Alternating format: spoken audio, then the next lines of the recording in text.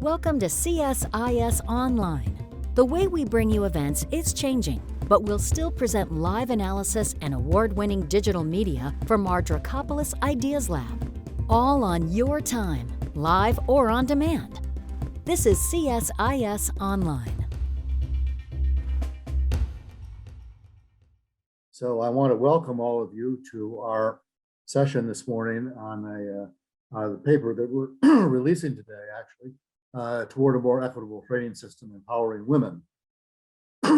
We have spent first half of this year looking at this topic and researching it, and have concluded that the trading system has differential impacts on women and men, and that gender equality would not only obviously be good for women, would benefit from increased market access and opportunities for profit, but also it's good for men, and because it's good for everybody in the global economy, who, at least according to McKinsey, would benefit from the addition of as much as $12 trillion in global GDP.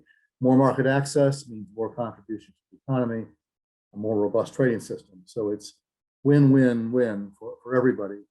The research for this report sought to better understand the economic impact and what trade agreements specifically could do to ensure that women have the same degree of market access as men. John, please go ahead and put the slide up at this point. We measured the gender responsiveness of 4 trade agreements and used that insight to inform our 3 recommendations, particularly the first one, and they're displayed on the chart that I hope you can all see. I hope the print's not too small. The first one is that policymakers should advocate for the inclusion of gender-specific language in trade agreements, both throughout the agreement and in the standalone gender chapter. We're going to talk about the distinction and why that's important a little bit later in our discussion. But for now, suffice it to say, it's important to include language that explicitly acknowledges the need to strive toward gender equity. In conducting the research, we also realized that it made sense to consider not only the content of a trade agreement, but also the political context that surrounds it. We spoke to several former and current trade experts and negotiators to determine key factors that have prevented the adoption of gender-specific clauses in trade agreements in the past. Through these interviews, we arrived at our second recommendation for negotiators to push for greater gender diversity leading up to the negotiation process among the constituents who help inform the decisions of policymakers, who then tell the negotiators what to do. In the United States, especially, we feel it's important to continue to increase the gender diversity of the committees who advise on trade. Currently, according to membership lists that are public online, women comprise only 25% of the nearly 550 committee members spread across 26 different advisory committees. Finally, we looked at more broadly at how governments can prioritize gender in domestic policy through changes to law, applications of a gender lens, looking at issues from the gender perspective, and improvement of infrastructure. And that relates to our third recommendation. To be a little more specific about that, and we'll be talking about this as well, governments should prohibit all gender-based discrimination in law and work toward de jure gender equity. I was intrigued to discover that according to the World Bank, 180 countries have not done that, which is surprising. That's a lot of countries. And also recommending that we analyze trade policies, trade tariff schedules, agricultural subsidies, and public procurement, including with a gender perspective.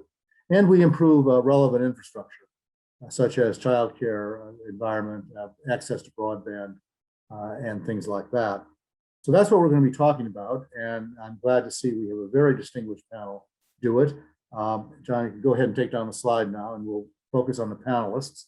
And I want to introduce them, and then we'll go right into discussion. And following our discussion amongst ourselves, we've reserved time for questions from all of you. And what I suggest you do is use the raise hands function in Zoom to do that. You should have a raise hands key or thing to click on. If you don't, click on the participant list if you've got that, and you may find the raise hands in there. Or you can email, if you're desperate, email Jasmine Lim, jlim@csis.org, and she'll take care of you. Anyway, let me introduce our panel. Penny Naas currently serves as UPS President for International Public Affairs and Sustainability. Previously, she was UPS Vice President and District Manager for International Public Affairs and Sustainability. She started with UPS 9 years ago. Prior to that, she worked for Citigroup, and before that, a number of roles in prior administrations, including at the Commerce Department, where she began her career in an area close to my heart, doing AD/CVD cases, which is something I spent a lot of time on over my career, but I never had the privilege of actually working on one in the government. Next, we have Georgina Wainwright-Kemdirim, who is a senior official at Global Affairs Canada. She serves as a lead negotiator of Canada's inclusive trade chapters in trade agreements, including trade and gender. And she's the lead on the implementation of those chapters. And Canada has been one of the leading countries in addressing these issues. She was Canada's lead negotiation for the new global trade and gender arrangement recently signed by Canada and New Zealand and Chile. She is also Canada's gender focal point for trade policy and negotiations, and developed Canada's new approach for applying a comprehensive gender-based analysis plus trade agreements, trade negotiations, and final agreements, including USMCA. She's coming to us today from Ottawa. Penny is in the Washington area. Finally, we have Vanessa Erogbogbo, who is Chief of Sustainable and Inclusive Value Chains section at the International Trade Center in Geneva. That's the other ITC for Americans, and is a member of their management action group. She has over 20 years of experience in private sector development, having worked in both international development and at the private sector. At the ITC, she oversees their work on sustainable value chains and trade and gender, encompassing the Trade for Sustainable Development program, which powers small and medium-sized enterprises for a sustainable future with a focus on labor, social impact, climate change, and environment. And also, she handles the SheTrades Initiative, which is connecting 3 million women to markets by this year, 2021. I also want to introduce our two principal authors of this report. One you can see and one you cannot see. Ally Brodsky, who will be helping with the panel discussion and moderating the questions, is the principal author of the report. She's a research assistant here at CSIS, but much more important than that, just yesterday she got her master's degree from Johns Hopkins SITES.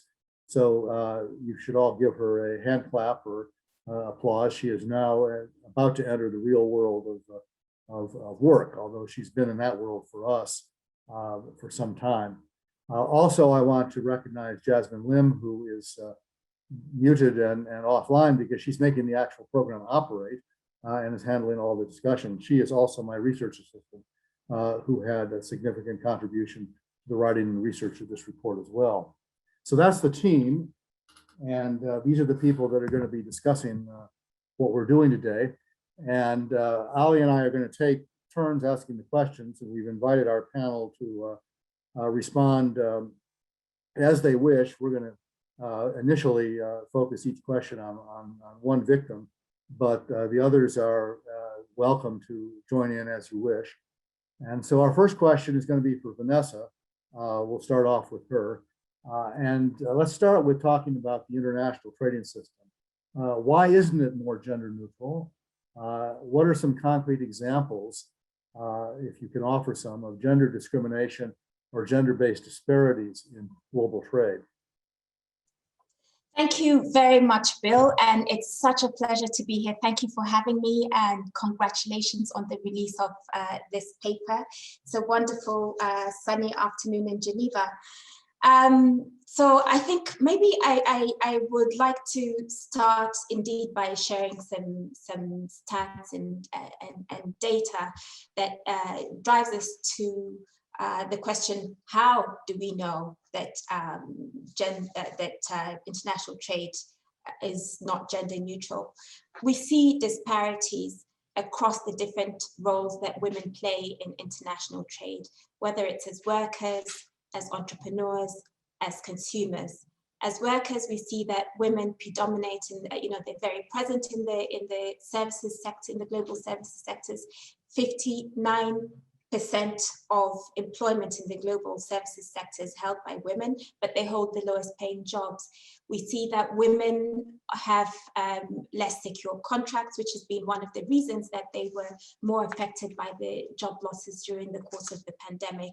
And we see across labor markets job segregation. In 2019, we did a study across 12 countries in the European Union, and we found that in less than 1 in 3 companies was there a level of gender equality in senior executive positions. And as entrepreneurs as well, they're highly underrepresented. This is not only in developing countries, but it's across the world that they're underrepresented in international trade. They tend to have weaker productive capacities. They tend to own smaller companies. We did a survey across 39,000 firms in 66 countries, and we found that only 1 in 5 exporting companies is owned by women, and that they were likely to be smaller and engaged in only export operations, not export and import operations. So this is a bit, how do we know that the international trading system is not gender neutral? So going back to your answer, why isn't it gender neutral? You expressed surprise about the World Bank report that shows that 90% of economies have at least one legal impediment to women's equal economic participation. I tell you, every year I come to these panels and I'm astonished to say again in 2021 that that gender inequality is written into the law. So these impediments range from starting a business, owning, using and transferring properties, and so on and so forth, opening a bank account, accessing a travel document. Women also tend to have greater skills gaps. They tend to have less access to the types of networks that they need to be accessing to benefit from international trade. And they face varying socioeconomic constraints. I was surprised to learn recently an estimate, a monetary estimate of how much it's costing us the time that women spend on unpaid care work. And the estimate is 10 to 39% of GDP in terms of monetary value for the amount of time women spend on unpaid care work. And so this is why the trading system is not gender neutral, because all these impediments women face in their economic lives lead to trade-related obstacles in a system that we see is not neutral. Okay, anybody want to add anything? Let's then move on and let me ask Penny, who's one of the panelists with a company who's actually engaged in day-to-day commerce, and very much so in the case of UPS. Everyone knows what that company does. What are the economic benefits of gender equity? How is gender equity good for trade and for the global economy? Have you seen examples of that? Sure, thanks, Bill. And I think, let me start with that. And I also want to provide a comment on what Vanessa just said. So Good. when I think about what are the benefits of gender equity, I think about it in multiple buckets for societies. So obviously there's an economic benefit. The more you involve women in the global economy, and there's lots of estimates out there indicating it's in the tens of trillions that would be added to the global economy if women were more active participants globally in the economy. And trade is a very good way for women to get involved, because what we see is that women who run companies or who are exporting employ more people. So an export-oriented company, and I think it's Vanessa's ITC statistics maybe that said that will employ 42 people versus a business that is not export-oriented, and those businesses will contribute between 5 and 10 jobs on average. So export-oriented companies that are involved not only help grow economies, they also help grow jobs. And so I think that those are two areas where if you can encourage more women to get into not only business, but into trade, you provide economic benefits for society. The second piece is the resilience.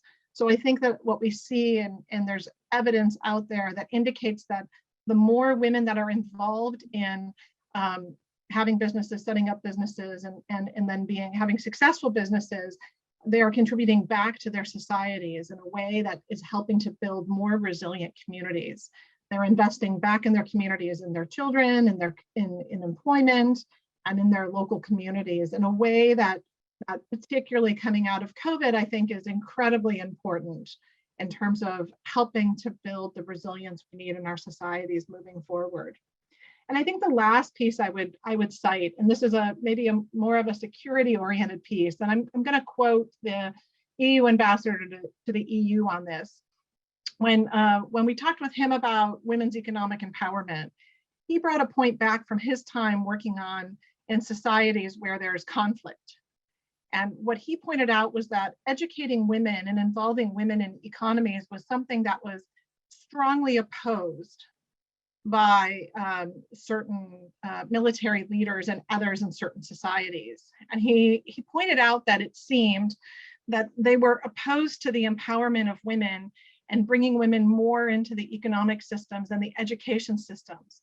Because when you educate women and when you empower women, you eliminate the dark places where terrorism can live. And so as I think about all the benefits that come out of encouraging more trade, encouraging more women's economic empowerment, and for a business like UPS, we double our customer base, we double our potential suppliers, we double, our potential employees. All of these are kind of win-win-wins for society to bring more and more women into not only the economic system, but also then to look at exporting to a broader range of markets and societies around the world. Georgina, do you want to comment? Yes, I just wanted to pick up on an important theme that I think Penny has raised here, because I was sort of looking for an opportunity to note that women-owned businesses are very unique, I think, and we really want to sort of support their engagement in trade, because any company that is involved in exporting and trade, they're larger, they're more innovative, and they're more productive, and of course more resilient, as Penny said. But women-owned businesses in particular who engage in export, they hire more diverse employees, they have a lower wage gap amongst employees, men and women, and they are just so much more inclusive and oriented in the way they operate internationally and domestically. So, there's so many reasons to support the startup of women-owned businesses, their scale-up, and their engagement in international markets. And that's what Canada's trying to do. So I just wanted to build on the point of Penny's there, which I thought was really important. Thank you. Well, thank you for that. That's a nice segue into what I was going to ask you. Georgina, you're the negotiator on the panel, the one who's actually currently in government dealing with these issues. How can free trade agreements support gender equality and women's economic empowerment? Okay, well, thank you very much, Bill, for that. Firstly, I do want to take this opportunity to thank you for the invitation to Canada to join today's panel and speak on an area of great importance to us, trade and gender. I'm also very happy to be joined by Vanessa from the ITC and Penny from UPS. We all know each other. This is a small world, but we really want this world to grow. I also want to congratulate CSIS for their publication today on women in trade. I think this is really important work from a very important voice, and that I really think this can influence and inspire policymakers, of which I am one, as you just noted. Canada really appreciates greatly the recognition this paper has given to our work. And our work has been going on for about 5 years in this area. We started by recognizing that trade liberalization has been an important stimulus to economic growth over the decades, but not all share in the view that this economic growth has benefited everyone, including women.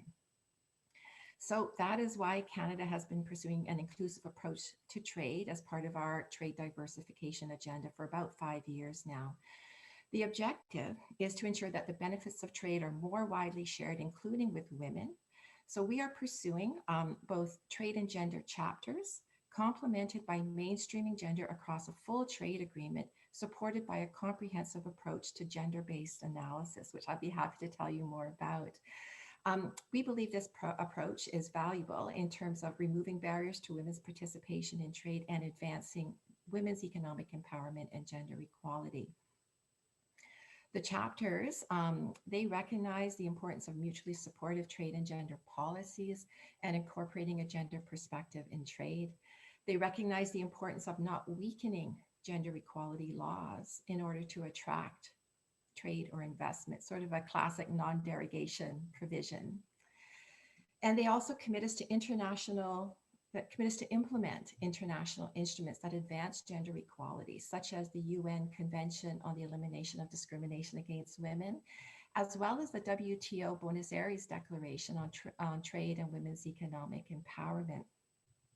These chapters also establish a framework to undertake cooperation activities and establish a bilateral committee to oversee the activities and report publicly on progress. We really believe that accountability and transparency are very important as well in building support for these chapters. That said, we do know that these chapters have been criticized because they are viewed, and it is true, they're mostly best efforts language, hortatory. However, we do see strategic value in them, and that is why we pursue them in Canada's trade agreements. This is our standard practice now. We see these chapters as a very important communication tool that gives recognition to the trade and gender nexus, helps build knowledge and understanding of the parties on the issues, and the barriers and challenges faced by women. Because they are cooperation-based, we like to say they're low risk and high reward. They're pragmatic, they're open to innovation, and they're customizable based on the needs of trade partners. As you know, they do include a long list of potential cooperation activities that really demonstrate, we think, the challenges faced by women workers and business owners that need to be addressed so that they can participate in trade. They can certainly inspire domestic action, as flanking policies and programs may need to be developed in order to respond to the barriers and remove them. They also help deliver on the Sustainable Development Goal 5, which we all know about, is about advancing women's equality. And we also believe that they are a tool in helping support the march to the top rather than a race to the bottom, that issue of leveling the playing field up. So some also criticize the chapter, though, because they say that so far dispute settlement has not featured in them. And that is true. Stakeholders like to see enforceable chapters because they believe otherwise these chapters are fluff and not taken seriously by the parties. But, you know, for Canada, we always seek for these chapters to be enforceable through the dispute settlement mechanism of the trade agreement. But whether we achieve that or not, Canada takes them very seriously, and we are actively implementing them with our trade partners, those that are already in force. As noted earlier, we also seek to mainstream gender across our trade agreements. One of the benefits of this is that those chapters do tend to be subject to dispute settlement, and as such, those gender provisions in those other chapters would be enforceable. So this is important. Beyond that, there are so many other reasons also why we are pursuing mainstreaming. We want to achieve trade agreements that are gender responsive and potentially quite transformative. We want to ensure that inequalities are not perpetuated or exacerbated through a trade agreement. Mainstreaming also demonstrates that gender is relevant in all chapters and committee work under trade agreements and allows us to show that trade is not gender neutral. It also helps us move beyond narrowly defined sectoral rules and policies. It inspires domestic gender equality policy development and implementation, helps achieve overall policy coherence, and supports a holistic and whole of government approach to trade and gender policies.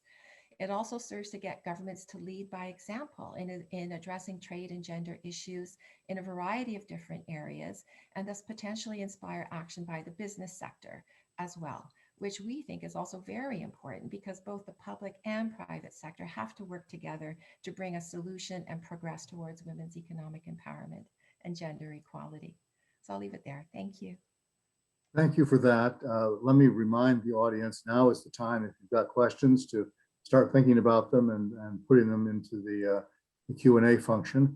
And at this point, I'm going to turn it over to Ally, who's going to ask the next set of questions. Ally, go ahead. Great. Thank you, Bill. I'm glad to be here today. Is it too late to jump in just to really emphasize the point that Georgina made?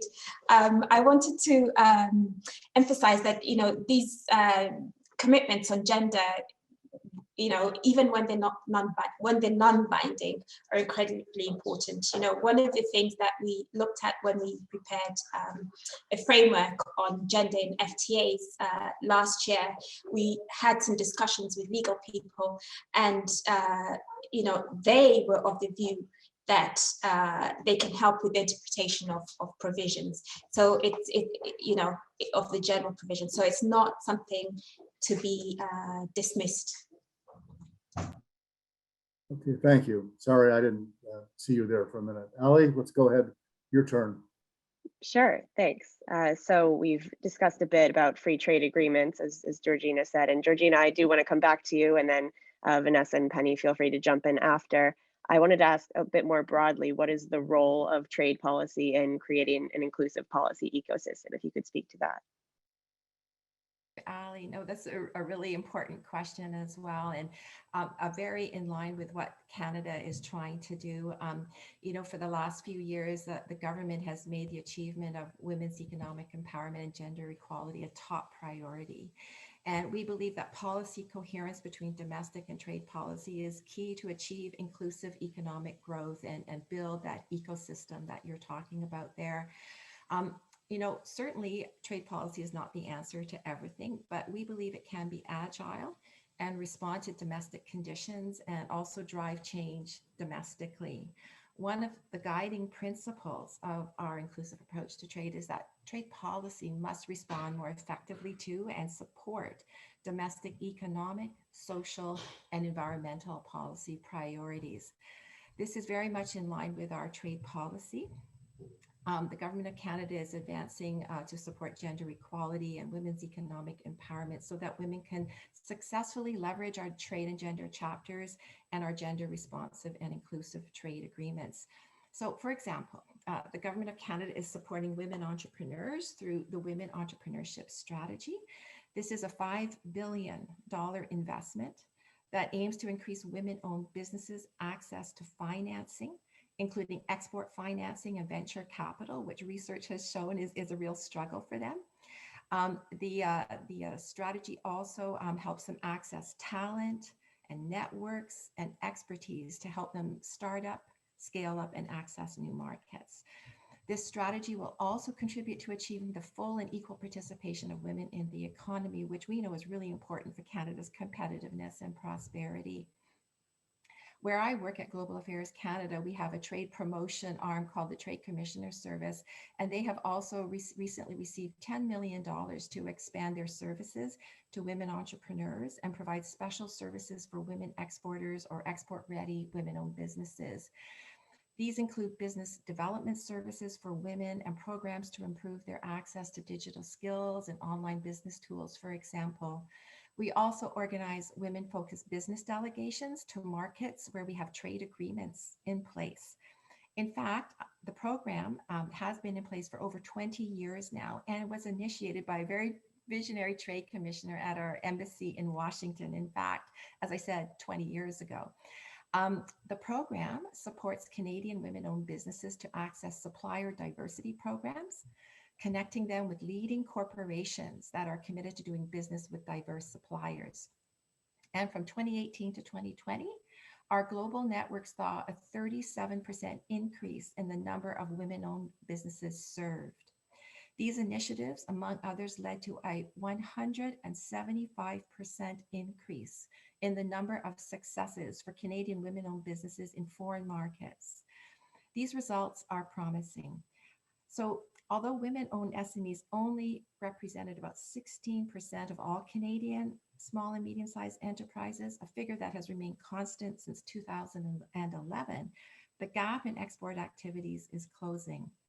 The proportion of women-owned exporting SMEs in Canada has doubled from 7% in 2011 to 15% in 2017. Additionally, of the total of women-owned SMEs, 11% are exporters, which is almost equal to the number that are men exporting SMEs at 12%. Nonetheless, a gap still exists for women-owned SMEs to internationalize, and we certainly are working on that. But these economic and trade development strategies are complemented by broader government initiatives to advance gender equality and that inclusive ecosystem. These include measures on pay equity, more flexible parental leave, ending gender-based violence, and more accessible, affordable, and inclusive high-quality childcare. Certainly some of these policies are social oriented, but they do have an impact on women's participation in the economy and trade. And when you combine them all together, they help create a very coherent and inclusive policy ecosystem. Thank you. Great, thank you, Georgina. Vanessa, would you like to add? Yeah, I would actually. I'd like to pick up on Georgina's comments. She knows very well Canada participated in some work that we have been doing since 2018. Here at ITC, we call these trade-related policies, the policies that impact the way women participate in trade. And we spent a couple of years really looking into which ones matter, how they work, what they do, and then worked with, to date, it's 33 countries on a new tool that we launched last year called SheTrades Outlook. Canada was one of the pioneers in that tool, and it really looks into the entire policy ecosystem. So we took 6 policy areas. We took the business environment, skills, access to finance, work and society, which includes some of those social economic impediments. We looked at trade policy, we looked at the legal and regulatory framework, and it helps countries to identify and eliminate the obstacles in their policy ecosystem, to examine data gaps. These 6 areas are underpinned by 83 indicators and really bring new data to the fore. So we see that, you know, you have to really interlink, not just focusing on trade policy, but focusing on the entire policy ecosystem to really actually bring about results. Great, Georgina, go ahead. Yes, I just wanted to build on what Vanessa said there, because, you know, that was a very positive experience for Canada to be invited by the International Trade Center to participate in that work. I have to say it was very demanding. It was a 100-question survey, and it really required us to reach out across our entire government to sort of be able to provide the answers, to provide the qualitative content, to provide the proof, so the International Trade Center would really get a sense of what Canada was doing. But, you know, it really helped the government understand our policy framework and our gaps. And that is what we're working on now, because while we think, oh, you know, Canada does a pretty good job here, here, and here, well, you know, there's other areas where we don't. And we're working on that, and we're looking forward to another opportunity, maybe in a few years, to sort of redo the survey and see what we're doing. The other thing that was interesting in this survey, it did, as I said, require us to reach out across our federal family of ministries. I think we ended up needing to talk to about 15 different departments, but we also had to reach across the country, because our provinces and territories are responsible for certain policy issues. And we also had to reach out to the private sector, and we were able to, you know, really start to build our networks in the trade and gender policy space. And so, you know, it was really a great experience. And, you know, these days, as I do presentations, I do this quite a bit, including to different countries. And I'm always bringing up the SheTrades Outlook survey and promoting it to other countries as something that they could consider, to sort of make them aware of what's going on in their country on this sort of range of policy issues that are important to women's economic empowerment. So, that might be something for the US to consider someday as well. Thank you. Yeah, I should add that we have relied heavily in our research on the work that the International Trade Center has done. So we're very, very grateful for that work. I want to ask my next question, starting to Vanessa as well, to talk a bit more broadly. What actions are being taken at the multilateral level to help promote meaningful change on trade and gender issues?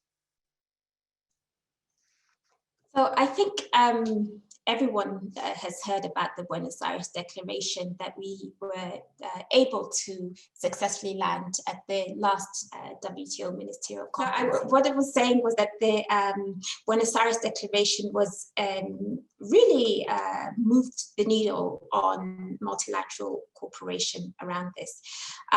We see a huge number of events taking place at the multilateral level, whether it's at the Global Aid for Trade Review or the Public Forum at the WTO. There's always quite a lot of discussion around this and a lot of visibility. What's really great as well is that there's a broader range of countries and stakeholders who are represented at many of these discussions. That declaration also catalyzed increased efforts to collect and analyze gender disaggregated data. I think I've mentioned the EU survey that we did across 12 countries. There was, I think it was just last year, the World Bank and WTO released a report on trade and gender, giving us an even deeper understanding. And there's a lot of work that this has catalyzed. Coming up, we're going to be working with the WTO Secretariat and on a project funded by the European Union to develop a gender lens approach to WTO agreements, negotiations and functions. And we'll be looking at aspects of a trade agreement through from negotiation to structure to text to implementation and to review mechanisms. A really important step that the declaration enabled us to take was to bring this agenda to the heart of the WTO through the establishment of an informal working group on trade and gender. That happened last September. There's been a noticeable level of engagement and preparations for, I think everyone is really focused on the ministerial conference. Those preparations are gathering momentum. At the last meeting a few weeks ago, the chairs of the informal working group on trade and gender at the WTO tabled some ideas that will to kick off the discussion on what the deliverable will be. And what I can say is that there's a real sense of an appetite for something concrete and for some measurable action coming out of the ministerial conference. Maybe just to add, this is kind of the nucleus of where things are happening, here in Geneva and at the WTO at the informal working group. But there are a number of different fora, the G7, the W20 at the G20, where I think everyone is trying to bring this focus on achieving something meaningful at the next ministerial conference. Bill, if I could just jump in, this is Georgina again. Please go ahead, Georgina. Oh, sorry, Ally, it was you. Okay. Yeah, of course, everything that Vanessa said there is really important. And Canada's been very supportive of the Buenos Aires Declaration and the informal working group on trade and gender. We've been very active and we'll be, very engaged and hoping for and working towards an ambitious outcome for the ministerial conference in November. One thing that we are also trying to do at the WTO is bring gender considerations into other committees, such as the Government Procurement Committee, looking at social considerations in procurement, such as giving opportunities for women-owned businesses. At the Joint Statement Initiative on Domestic Regulations and Services, we are pursuing a non-discrimination provision. So women do not get discriminated as they seek certification for professional services.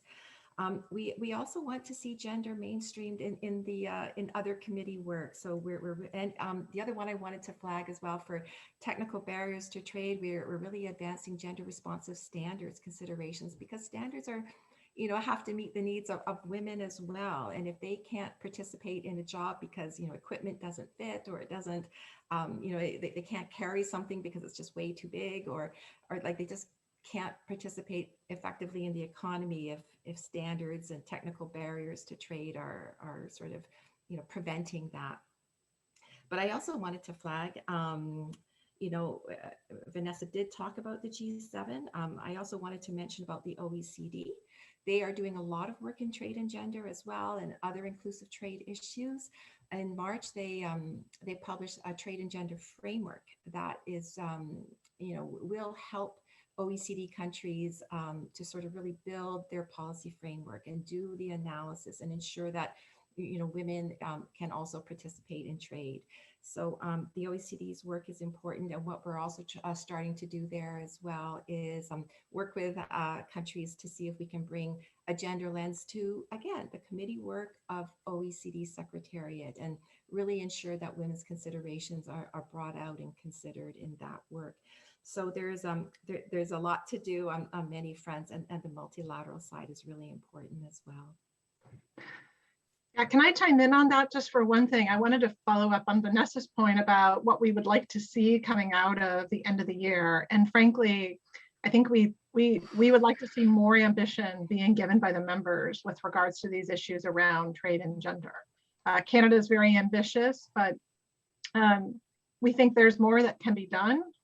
And in particular, we think there are more specific things that can be done that the WTO should look at and sign up for. I agree with Georgina, it needs to be, and I think your report goes through this very well, Bill and Ally, goes through the aspects of, a women chapter versus being across the trade agreement. And it's gotta be across the trade agreement, and we need to start seeing more specificity around language and proposals, we think, across trade agreements to ensure that the benefits of trade are felt by the most diverse and inclusive set of actors possible in societies. We need everybody to understand they have a stake in trade. That's incredibly important.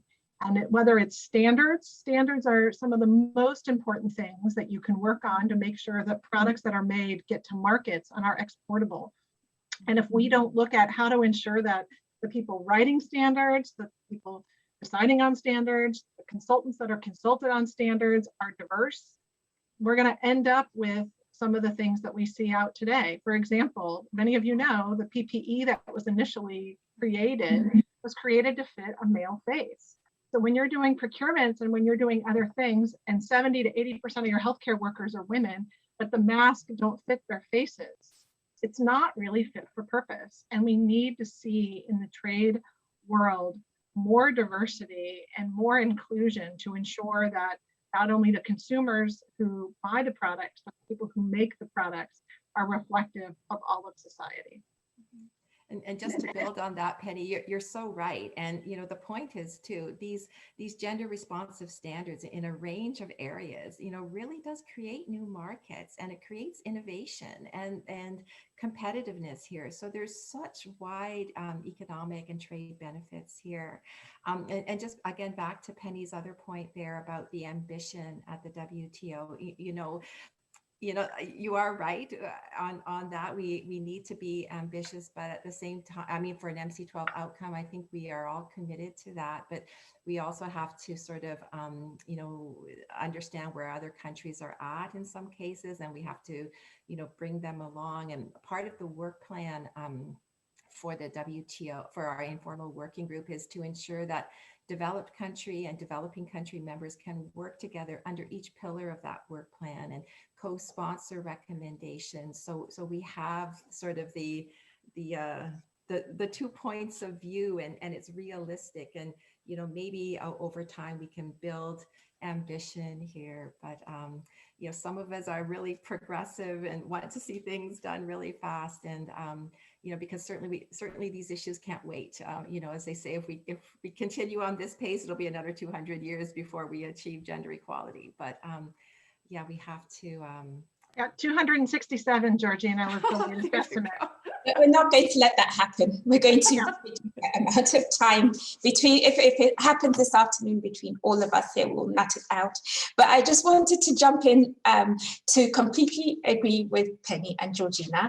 And just to say, I think this is why the work that's planned with the informal working group on, I hope I'm still on, I can see it, something flashing, on the gender lens will help us to really understand, you know, and to do a good analysis of what this really means, what type of data we need, what interventions will really work, and then to come up not only with a solid framework, but also specific recommendations and boilerplate, and, you know, so that we understand why and we understand how specifically to do this.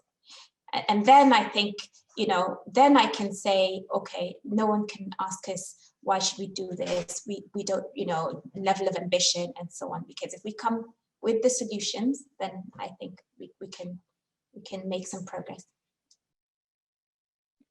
Absolutely. Thank you, all three of you, for your contributions on that question. I know we're running short on time, so I want to just ask one last one that also dovetails with one of the questions we've been asked in the Q&A, which is about the United States. A lot of our viewers are in the US, and it's definitely something we should touch on. So to go to Penny first, the Biden administration is showing support for gender equality in part through its creation of a White House Gender Policy Council. But what else can the US administration, including the US Trade Representative Office, do to work toward gender equality in trade? So, you know, we're encouraged that the U.S. administration will join the multilateral talks in a robust way, hopefully in the coming months. So the U.S. did not sign the Buenos Aires Agreement back in the past administration, and but we're encouraged by the creation of the White House Gender Equity Council that this will start to become a government-wide policy and priority for the US. So when I think about some of the things that the US could do, and where are some of the specific areas that both in the multilateral context and the domestic context would be, for example, on the executive order on supply chains, my thought would be the US is doing a very big look at the moment at essential supply chains and critical supply chains, but they're not really looking at it through a gender lens. They're looking at how to encourage supply chains, but from a very traditional perspective. And I think that there are some elements of what we're speaking about here if you want to build strong, resilient supply chains, where I think a gender component, a more diverse supplier component could come in. So a second thing I would say is procurement. And so the US government via procurement, via the procurement side, via some of the other sides can also look at, we've set the standard in the past via SBA and others with regards to SBA and female contracting. But I think that there are some other areas where the US could continue to look at the procurement side that I think would be important. A third that I would say is, I fully agree with the paper about diverse consultations. And I also think we have to look at diversity across the range of who's involved in trade policy. So a friend of mine, Janet Whitaker, is on this, is one of the attendees today. Janet does a lot of international arbitration. And I just think that when you look, whether it's consultation, whether it's arbitration, whether it's dispute settlement panels, whether it's who the trade negotiators are, the more that the ecosystem becomes diverse, the better off we will be. Because I think that just having female trade negotiators, but the public input coming in being not coming from diverse sources is not very helpful. And you know, I think there was some evidence recently about some stories about what happens with certain trade agreements that involve the double transformation rule around women's undergarments in the Caribbean, and who's come in and weighed in on that, and why you end up with these tariff classifications the way they are, that I think is problematic. A last thing I would say, we've talked about standards and regs, we've talked about a lot of other things. I would encourage the US government to think about some of the Canadian programs on how to help women export. We do a lot of that at UPS. We've seen it be very successful in our Women's Exporter program, but also in some very deep mentorship programs we're doing with cities and states around the United States, led by Maria Luisa Boyce on my team, that have just been phenomenal. But a final thing that I have, and it's a real bugaboo of mine, is tariffs. You still have, we've talked about data disaggregation. Well, the tariff schedule is actually disaggregated. There are different tariff codes for women's jeans and men's jeans. There are different tariff codes for women's shirts and men's shirts and sweaters, etc. And I just don't understand why.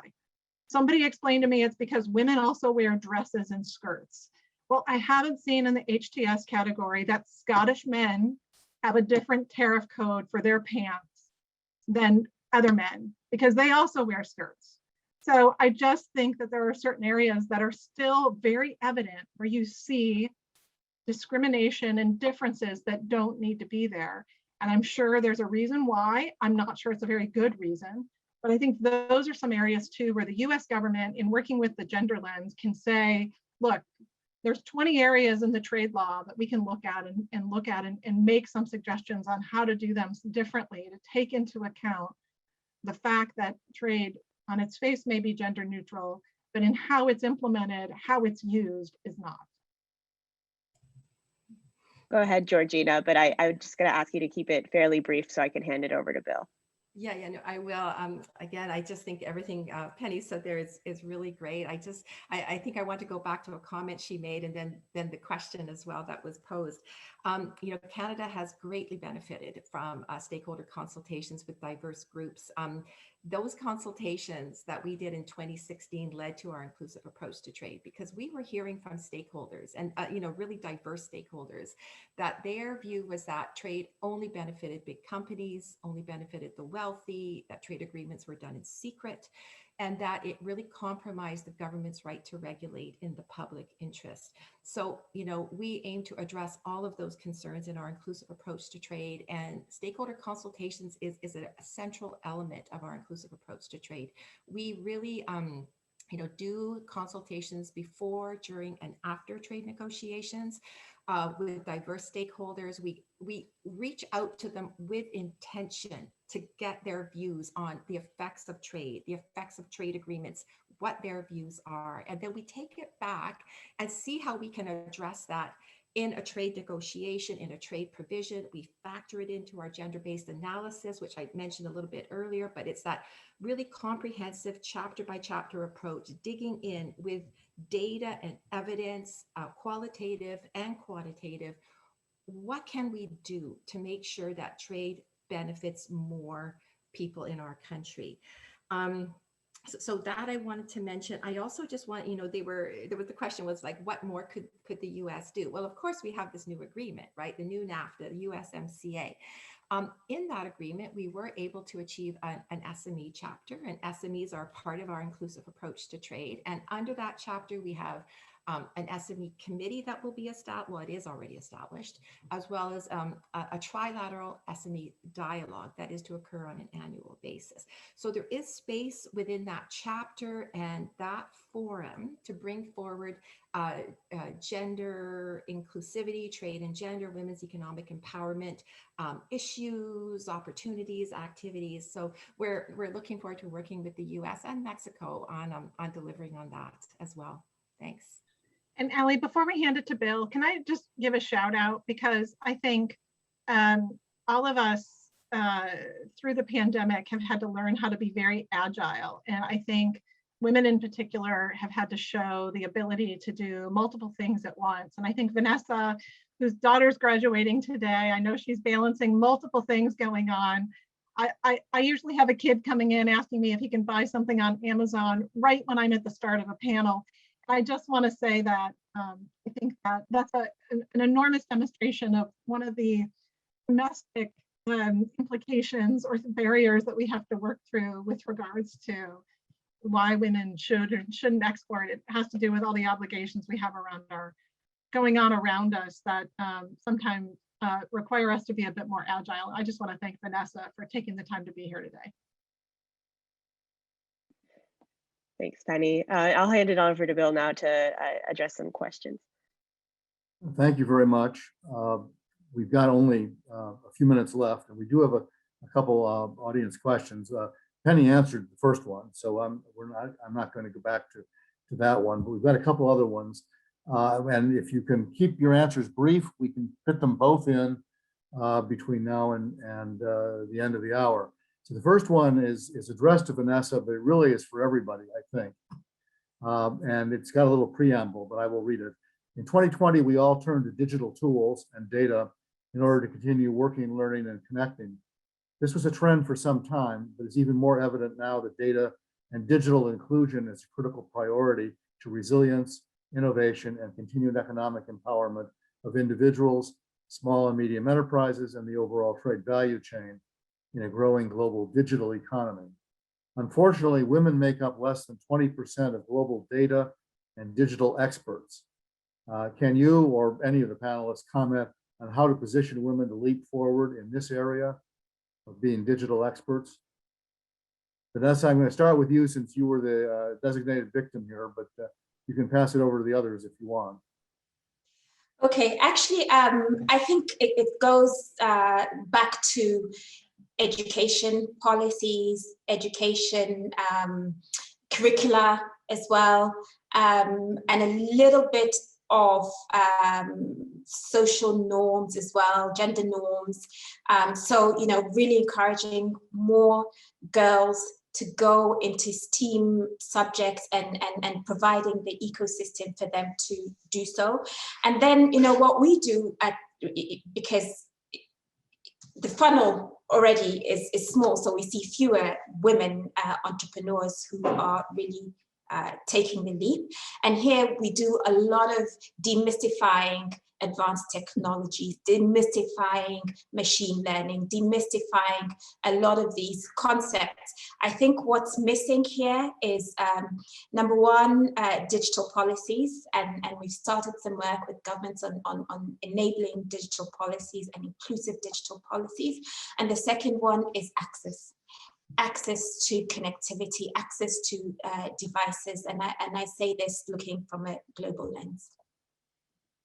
Thank you for that. Let me quickly, I know Georgina has to leave, and the remaining question is part of it is for her, and I want to squeeze this in before you get off because it's a very easy question.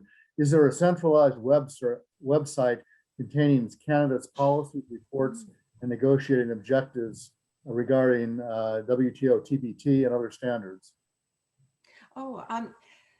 So yes, we do have a web page on our Global Affairs Canada website about everything we're doing at the WTO and our objectives. We also have a trade and gender website, and you know, we have our like the gender-based analysis we've done it on USMCA posted there, and what we heard reports from stakeholders and our general approach to gender-based analysis and trade and gender and other inclusive trade issues. So we do have quite an extensive website, which I can maybe share with you, Bill, and you could send to the attendees if that would help.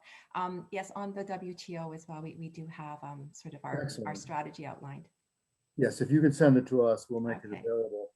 Okay. And then finally, maybe one more minute before you get off here. The others may want to answer. In fact, nobody may want to answer this one. Are there trading partners or potential partners who object to incorporating gender provisions in FTAs? And how do you overcome the objections? You want to call anybody out, or are you all going to be polite and tactful about this? Yeah, I'll speak to that briefly because I do have that experience. I'm not going to call out any country. Nope, that's not what a diplomat does. But you know, I will say that you know the responses we get are very common and familiar across developed and developing countries. So they say things such as, oh, you know, this is a social issue and there's no place for women's issues or social issues in a trade agreement. Or, you know, trade agreements are not about transforming societies. We don't want to touch that. Or we hear other people, other countries saying things like, oh, this is a disguised restriction on trade. So this isn't going to be good for us. So those are the 3 or 4 main things we hear when we encounter resistance. Canada doesn't give up easily. We keep trying. And the main thing we try and say here is about the economic benefits. Yes, we know there's rights here as well, but if you can put it in the context of economic value, economic benefits, growing GDP, sometimes that works. I'll leave it at that. Okay, and thank you for joining us if you have to get off. Okay. Vanessa and Penny, do you want to write anybody out or comment, or should we just leave it at that?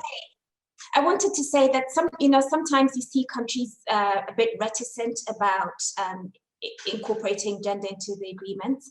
That doesn't mean to say that at the domestic level they aren't taking a lot of actions, and it doesn't mean that they're not necessarily supporters of gender equality in trade. Penny, you want to have the last word? I would just say that I think the report you've done, Bill, at CSIS is another very helpful piece of evidence to put in front of any country that might be resistant in saying that there is no trade is gender neutral and trade is neutral. Because we know that, again, the more evidence we can put in front of people, the more stories we can put in front of people, the better. So thank you very much for the report you've done, because I think we just need to keep fighting the fight on this one. Well, we will continue our involvement in it.